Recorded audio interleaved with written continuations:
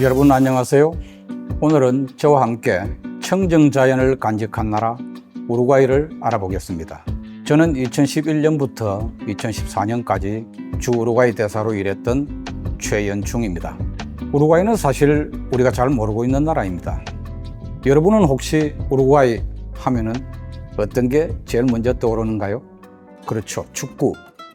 아마 많은 분들이 우루과이는 몰라도 우루과이 축구는 잘 알고 계실 겁니다. 한번 간단히 우루과이 축구를 살펴볼까요? 우루과이는 이미 1920년대에 세계 축구 최강국이었습니다. 1924년 파리올림픽과 1928년 암스테르담 올림픽 축구에서 연속으로 금메달을 땄었죠. 그 여세를 몰아서 우루과이는 1930년에 독립 100주년을 축하하는 이벤트로 제1회 월드컵을 개최하였고, 그 대회 결승에서 아르헨티나를 4대2로 꺾고 우승컵까지 들어올렸습니다. 월드컵 첫 우승국이죠. 1950년 브라질에서 열린 제4회 월드컵에서도 우루과이는 결승에서 주최국인 브라질을 2대1로 꺾고 우승함으로써 일찌감치 월드컵 2회 우승국 반열에 올랐습니다. 중남미 지역 미니 월드컵이라고 할 수 있는 코파 아메리카 대회에서도 15차례 최다 우승한 축구 강국입니다. 우리나라와도 여러 차례 맞붙어서 멋진 승부를 펼치기도 했죠. 또 하나, 우루과이 하면은 바로 생각나는 단어가 있죠? 그렇습니다. 우루과이 라운드. 우루과이 라운드는 1986년부터 1994년까지 무려 8년에 걸쳐서 진행된 다자간 무역 협상입니다. 이 협상을 통해서 세계 무역 질서가 그때까지의 보호무역 기조에서 자유무역체제로 전환이 되었고, 이 새로운 무역 질서를 규율하는 국제기구로서 세계무역기구, 즉 WTO가 창설이 되어서 오늘에 이르고 있습니다. 이 길고 길었던 무역협상의 첫 단추를 꼈던 장소, 곧 협상 개시를 선언한 곳이 바로 우루과이의 해변 휴양도시인 푼타델 에스테였고, 그래서 이 협상 전체를 우루과이 라운드라고 부르고 있죠. 이 도시 푼타델 에스테는 우루과이의 현대 화단을 대표하는 화가인 카를로스 빌라로의 화실이자 갤러리인 카사 부에블로가 있어서 더 유명합니다. 해안 절벽의 면에서 지은 이곳 카사 부에블로는 가장 자연의 형태에 가깝게 온전히 곡선만을 살린 독특한 건축물을 자랑하죠. 자, 이제 본격적으로 우루과이를 탐구해 보도록 하겠습니다. 우루과이는 남미 대륙의 동남쪽 브라질과 아르헨티나 사이에 위치하고 있습니다. 국토 면적은 대략 17만 6천 평방킬로로서 한반도 전체보다는 조금 작지만 남한보다는 훨씬 큽니다. 국토 전체가 남미 대초원인 팜파스의 일부를 이루고 있는데요. 따라서 전국토가 초지와 구릉지로 되어 있습니다. 최고 고도는 해발 500m에 불과하죠. 산업은 전통적으로 농업과 목축업을 기반으로 하고 있습니다. 특히 소를 키우고 돌보는 목동, 카우보이들을 여기서는 가우초라고 부르는데요. 가우초 고유의 민속음악과 축제, 의복, 음식 등은 우루과이의 독특한 문화 아이콘으로 자리 잡고 있습니다. 역사적으로 보면 우루과이는 스페인 식민지 시절에 라플라타 부왕령에 속해 있었지만 1810년부터 약 20년간 독립투쟁을 벌인 끝에 1830년에 아르헨티나와 브라질 사이에 완충국 형태로 독립을 하게 됩니다. 이 독립운동을 주도했던 호세 아르티가스 장군은 지금도 우루과이의 국부로 추앙을 받고 있죠. 인구는 340만 명 정도인데요. 인구 구성을 보면 다른 중남미 국가들과는 달리 백인이 약 90%를 차지합니다. 지역별 분포를 보면 수도인 몬테비데오에 약 130만 명, 그리고 우리의 경기도에 해당하는 카넬로네스주에 약 60만 명이 몰려 있어서 수도권의 전체 인구의 55%가 거주합니다. 당연히 수도권 이외 농촌 지역의 인구 밀도는 아주 낮습니다. 아르헨티나와 국경을 이루고 있는 라플라타 강은 세계에서 가장 하폭이 넓은 강입니다. 강이라기보다는 바다에 가깝죠. 우리나라에서 땅을 계속 파고 들어가면 지구 반대편에 있는 우루과이가 나옵니다. 다시 말하면 한국과 우루과이는 이른바 지구의 대척점에 위치해 있는 나라입니다. 이렇게 머나먼 곳에 떨어져 있는 우루과이인데도 1950년 한국전쟁이 발발하자마자 유엔 결의안을 전폭적으로 지지하고 당시 가액으로는 200만 불 상당에 해당하는 식량과 모포, 의약품 등 군용물자를 지원해 주었습니다. 참으로 고마운 우리의 전통적인 우방국이 바로 우루과이입니다. 정치 사회 상황을 잠깐 말씀드리죠. 우루과이는 독립한 이후에 전통적으로 보수 정당인 백당과 홍당이 교대로 집권해 왔습니다. 그러다가 2005년에 처음으로 좌파 연합 정권인 광역전선 프렌테 암플리오가 정권 교체에 성공하여 2020년까지 15년을 이어가게 됩니다. 2020년부터 5년간 백당에 잠시 정권을 내주었지만은 2024년 대선에서 다시 광역전선이 재집권에 성공하여 현재는 야만두 오로시 대통령이 재임하고 있습니다. 우루과이의 경우 이렇게 좌우파 정당 사이에 평화적으로 정권 교체가 이루어지고 있고 또 각 정당들의 정책이나 이념적인 스펙트럼이 극단에 치우치지 않고 있어서 전반적으로 사회가 안정을 유지하고 있습니다. 주요 산업 기반은 농업과 축산업이지만은 근래에는 식품 가공업이나 펄프 산업, 의약품을 비롯한 수출 지향 제조업도 활발합니다. 최근에는 금융, IT 서비스업, 첨단 기술 산업, 물류 산업 등도 꾸준하게 발전하고 있습니다. 2024년 기준으로 1인당 국민소득은 2만 3천 달러를 넘었었습니다. 중남미권에서는 칠레와 1, 2위를 다투고 있는 두 국이죠. 요컨대 우루과이는 경제력이 탄탄하고 사회적으로도 매우 안정된 국가입니다. 행정 시스템이나 교육 정도, 교통 물류 인프라 수준, 치안 상태 등 모든 면에서 중남미 국가 중에서 가장 앞서 있다고 볼 수 있습니다. 그래서 많은 사람들이 우루과이를 남미의 스위스라고 부르기도 하죠. 이제 우루과이의 생태 문명에 대해서 좀 더 깊이 있게 들여다보겠습니다. 먼저 우루과이 국명이 참 재밌습니다. 우루과이는 우루와 과이가 합쳐진 말인데요. 이 지역 토착 원주민이었던 옛 과라니족 언어로 우루는 물새를 말하고 과이는 강 또는 물줄기를 뜻한다고 합니다. 따라서 이를 합치면은 물새들이 사는 강이 되는 거죠. 어떤가요? 나라 이름에서부터 동식물이 평화롭게 어우러져 사는 땅, 인간과 자연이 공생하는 안식처, 이런 이미지가 떠오르지 않나요? 과연 실제는 어떤지 살펴보겠습니다. 여러분이 우루과이 수도 몬테비데오의 카라스코 국제공항에 내리게 되면 대형 홍보 스크린에 띄워져 있는 슬로건 하나를 마주하게 될 겁니다. 바로 우루과이 나투랄입니다. 해석하자면 자연 그대로의 우루과이 정도가 되겠는데요. 이 구호는 미래 세대를 위해서 환경을 보호하고 자연유산을 보존하는 데 역점을 두겠다는 우루과이 정부의 정책 의지를 나타내고 있습니다. 윗부분의 이미지는 두 갈래의 푸른 해변이 이글이글 타는 태양을 감싸 안고 있는 형상입니다. 전체적으로 U자 모양인 해변은 우루과이의 유를 뜻하고 동시에 사람을 따뜻하게 맞아서 포옹하는 모습입니다. 아랫부분의 우루과이 나투랄 메시지는 깨끗하고 매력적인 자연을 강조하고 있죠. 정리하자면 이 슬로건은 순수하고 청정한 자연환경, 지속가능한 발전, 생태주의, 친환경에너지, 친환경 농축산업, 더 나아가서는 꾸밈없는 평화로운 삶, 이런 가치를 다 묶어서 표방하는 국가 브랜드라고 할 수 있습니다. 이제 이 우루과이 나투랄 메시지가 구체적으로 어떤 시책들로 나타나고 있는지 살펴보도록 하겠습니다. 먼저 적극적인 보호지역 제도입니다. 아레아스 프로테히다스라고 하죠. 우루과이는 작은 국토임에도 불구하고 생태계 보존을 위해서 다양한 보호지역을 지정 관리하고 있습니다. 국립공원, 자연보호구역, 생태습지, 야생동물보호구역, 경관보전구역 등등의 이름으로 총 44만 헥타 이상이 보호지역으로 지정되어 있죠. 또 우루과이 전 해역은 고래 및 돌고래 보호수역으로 지정되어 있습니다. 이 모든 지역은 스납이라는 시스템에 의해서 국가가 체계적으로 통합 관리하고 있습니다.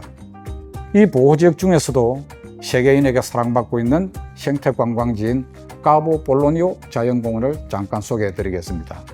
말이 자연공원이지 사실은 동부 로차주에 있는 조그마한 해변 마을과 그 주변 지역을 일컫습니다.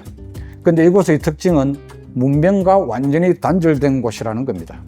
이곳으로 가는 여행 자체가 자연으로 돌아가는 모험이죠. 자동차는 물론이고 전기도 수돗물도 없습니다. 샤워도 못합니다. 당연히 TV도 없고 인터넷도 없고 핸드폰도 이용할 수 없죠. 그 어떤 사람이라도 여기서는 그저 작은 촛불 하나에 의지한 채 쏟아지는 별빛과 부서지는 파도 소리를 들으면서 칠흑 같은 밤을 지새야 합니다. 낮이면 모래 언덕에 앉아서 하염없이 시간을 보내거나 바닷가를 느릿느릿 거니는 게 고작입니다. 그런데도 이 원시 마을에서 하룻밤이라도 지내려고 세계 도처에서 관광객이 모여듭니다. 진정으로 자연을 사랑하는 사람들이죠. 꼭 카보 볼로니아가 아니더라도 시끌벅적한 도시로부터 또 복잡한 현대 문명으로부터 잠시나마 벗어나고픈 사람들에게 우루과이는 천혜의 안식처라고 할 수 있습니다. 다음은 청정에너지 정책입니다. 우루과이는 일찌감치 국가 에너지 계획을 수립해서 장기 에너지 청사진을 제시하고 있습니다. 이 계획의 골자는 재생에너지 비중을 지속적으로 확대하고 탄소 배출량을 연차적으로 줄여나가며 장기적으로는 에너지 수입국에서 수출국으로 전환한다는 것입니다. 이 시책에 따라서 우루과이는 2024년 기준으로 수력을 비롯하여 풍력, 태양광, 바이오매스 등 친환경 에너지의 비중이 무려 95% 수준에 이르고 있습니다. 특히 우루과이는 남극 쪽에서 불어오는 바람을 정면으로 마주하고 있는 지형이라서 풍력 발전 여건이 아주 좋습니다. 또 공해가 없고 일조량이 많아서 태양광 발전 여건도 좋은 편이고요. 전국적으로 지하수층이 아주 넓고 두텁게 형성되어 있어서 지하수 이용이 용이하다는 것도 강점입니다. 다만 재생에너지는 여러분 아시다시피 기후 상황에 크게 의존하기 때문에 공급이 불안정하다는 단점이 있습니다. 이를 극복하기 위해서 우루과이는 재생에너지의 백업 기능을 할 수 있는 보조발전 시스템도 갖추고 있습니다. 천연가스와 디젤을 사용하는 복합 화력발전이 그것인데요. 화석연료를 사용하는 일반 화력발전보다는 효율성과 환경성 면에서 훨씬 높은 방식입니다. 한편 우루과이 정부는 최근에 녹색 수소 전략 로드맵을 수립하고 전기차 보급 확대, 전기차 충전 인프라 구축 등을 내용으로 하는 친환경 교통정책을 적극 추진하고 있습니다. 또 하나 특기할 만한 점은 우루과이의 원전 제로 정책입니다. 우루과이는 헌법에서 원전의 건설과 운영을 사실상 금지하고 있습니다. 재생에너지만으로도 에너지 수급에 큰 문제가 없는 데다가 원전은 그 자체로 100% 안전을 보장할 수는 없다고 보기 때문이죠. 다음으로 친환경 농축산 정책을 살펴보겠습니다. 앞서 말씀드렸듯이 우루과이의 주요 산업은 농업과 축산업입니다. 특히 축산업의 경우에는 소 사육 두수가 1200만 마리를 넘어서고 있어서 국민 1인당 평균 4마리 정도의 소를 키우고 있는 셈입니다. 인구 대비 소의 숫자로는 세계 최고 수준이죠. 사정이 이렇다 보니까 우루과이에서는 사람이 감기에 걸리는 것은 무덤덤하게 넘어가지만은 소가 감기에 걸리면 화들짝 놀란다는 우스갯소리가 있을 정도입니다. 모든 소에 전자칩을 부착해서 출생부터 도축까지 이력을 철저히 추적하여 관리합니다. 또 넓은 초지에 방목하여 키움으로써 광우병이나 구제역으로부터 안전한 청정국 지위를 유지하고 있습니다. 한편 우루과이는 축산업에서 발생하는 메탄을 줄이기 위해서 글로벌 메탄 서약에 자발적으로 참여하고 있고 가축에서 발효되는 메탄을 줄이기 위한 연구를 지속적으로 지원하고 있습니다. 농업 부문에서도 2018년에 농생태법을 제정해서 가족농가 도시농업 중심으로 유기농 인증 시스템을 도입하는 한편 각종 인센티브를 주면서 친환경 농법과 친환경 기술을 널리 보급하는 데 힘을 쏟고 있습니다. 요컨대 우루과이의 농축산업은 알파에서 오메가까지 친환경 기준에 충실한 국제적인 모범 사례라고 할 수 있습니다. 다음으로 조림 정책입니다. 앞서 살펴본 대로 우루과이는 전 국토가 평지와 구릉지로 되어 있고 산이 거의 없습니다. 전통적 의미의 산림국가라고는 할 수가 없죠. 하지만 최근 수십 년간 정부의 적극적인 조림 정책과 활발한 민간 투자가 어우러져서 우루과이도 산림자원 보유국으로 빠르게 전환되고 있습니다. 산림 면적은 약 200만 헥타로서 전체 국토의 12% 수준인데요. 이 중에서 조림을 통해서 조성한 인공림이 120만 헥타에 달해서 자연림보다 훨씬 넓습니다. 주요 수종은 속성수인 유칼립투스와 소나무로서 벌채된 나무는 제지나 목재 가공, 바이오 에너지 등에 사용됩니다. 우루과이 조림 사업에는 우리 기업 포스코도 참여했습니다. 포스코는 2009년에 현지 법인인 포스코 우루과이를 설립하고 세로 라르고주에서 유칼립투스 시범 식재를 시작했습니다. 저도 재임 중에 이 식재 현장을 다녀온 적이 있는데 막상 가서 보면 어마어마하게 넓습니다. 사업 목표는 30년 계획으로 총 2만 헥타를 식재하여 고품질 목재를 생산하고 연간 20만 톤의 탄소 배출권을 확보한다는 것이었습니다. 최근에 제가 확인해 보니까 여러 가지 사정이 있어서 포스코는 작년 9월부로 이 사업을 다른 관리 주체에게 넘기고 철수했다고 합니다.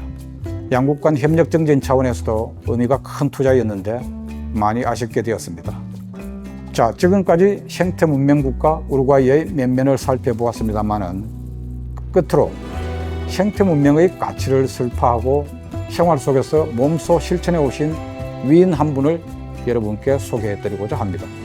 바로 세상에서 가장 가난한 대통령이라고 널리 알려진 호세 무히카 전 대통령이십니다. 이분은 젊은 시절에 뚜빠 마로스라는 도시 게릴라 운동 지도자로 활동하다가 군사정부에 의해서 체포, 투옥되어서 무려 14년간 옥살이를 하셨습니다. 민주화가 된 이후에 제도권 정치에 들어와서 하원의원과 농축산부 장관을 거쳐서 2010년에 우루과이 제40대 대통령이 되셨죠. 이분은 대통령이 되신 후에도 공식 대통령 관저에 들어가지 않고 몬테비데오에서 40km쯤 떨어져 있는 시골 자신의 농장에서 귀가하면서 매일 출퇴근을 하셨습니다. 농장이라고 해봐야 천평남짓한 밭에 불과한데요. 대통령 부부는 이 농장에 딸린 흐름한 농막에서 지내셨습니다. 저는 이 농막으로 두 분을 찾아뵈었는데 방 하나, 부엌 하나에 손바닥만한 작은 것일 뿐입니다. 물론 시중 넣는 사람 아무도 없습니다. 이곳에서 대통령 부부는 주말이면 어김없이 농사꾼으로 돌아가 직접 트랙터를 몰아서 밭을 갈고 꽃을 재배하는 생활을 이어갔습니다. 땅에서 일하는 것 자체에 큰 자부심을 가진 분이셨죠. 평생 노타의 차림을 고수하고 낡은 티셔츠에 청바지를 즐겨 입을 정도로 지극히 검소하고 절제된 삶을 살아오셨습니다. 세상을 향해서는 과도한 물질 문명이 인간다운 삶을 망치고 있다고 지적하면서 과소비를 자제할 것을 늘 촉구하셨죠. 노벨 평화상 후보로도 두 분이나 노미네이트 되셨을 만큼 이 시대의 현인이고 생태 문명을 이끌어간 큰 지도자이셨는데 안타깝게도 식도암 투병 끝에 지난 5월에 타계하셨습니다. 이제 마무리하겠습니다. 우루과이는 국토 면적으로 보나 인구로 보나 남미에서 가장 작은 나라입니다. 다른 나라들과는 달리 딱히 내세울 만한 지하 자원도 없고 석유도 나지 않습니다. 관광객을 끌어모을 만한 유수 깊은 역사 유적도 없고 천하절경도 없습니다. 그런 우루과이인데 어떻게 남미의 스위스로 불릴 만큼 안정과 풍요를 누리고 있을까요? 어떤 매력이 있길래 사람들이 우루과이를 찾아올까요? 그 답은 바로 우루과이가 추구하고 있는 생태 문명에 있지 않나 생각합니다. 국부의 원천인 농업을 친환경 무공해 농법으로 육성하고 소 한 마리를 키우더라도 소중한 생명으로 돌보고 인간과 공생하는 삶을 생각합니다. 공해 없는 깨끗한 환경을 유지하고 원초적인 자연의 모습을 함부로 훼손하지 않고 있는 그대로 돌보려고 노력합니다.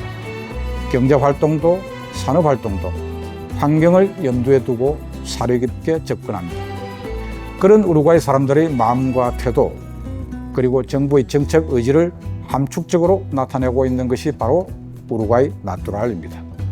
깨끗한 자연, 이것이 4차 산업혁명 이후의 세계, 미래 세계에서 성장과 발전을 보장하는 최고의 자원이고 최상의 인프라라는 사실을 우루과이 사람들은 잘 인식하고 있는 것이죠. 청정자연, 이것이 우루과이의 매력이고 경쟁력입니다. 여러분도 기회가 되면 꼭 한번 우루과이 찾아가 보시죠. 감사합니다.